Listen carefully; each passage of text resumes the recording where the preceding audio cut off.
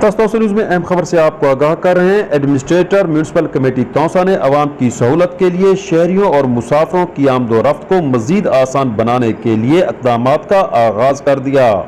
یہاں موجود رہے ہمارے رپورٹر قاضی ظفر، جن کے مطابق ایڈمنسٹریٹر میونسپل کمیٹی توسا نے عوام کی سہولت کے لیے شہریوں اور مسافروں کی آمد و رفت کو مزید آسان بنانے کے لیے اقدامات کا آغاز کر دیا۔ اس سلسلے میں میونسپل آفیسر ریگولیشن انسپیکٹر صاحبان اور اینٹی انکروچمنٹ اسکواڈ کے ہمراہ توسا شہر کا وزٹ کرتے ہوئے روڈوں پر قائم تجاوزات کو ہٹا دیا گیا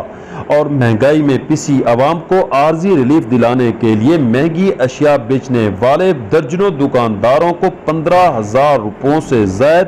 پرائس کنٹرول ایکٹ کے تحت جرمانے بھی کیے گئے۔ توسا کے شہری سول سوسائٹی معززین توسا نے اسسٹنٹ کمشنر توسا اور municipal regulation branch municipal committee Tosa کی اس قانونی کارروائی کو خوب سراہا اور روزانہ کی بنیاد پر انتظامی معاملات کو ریگولیٹ رکھنے کا مطالبہ بھی کیا ہے۔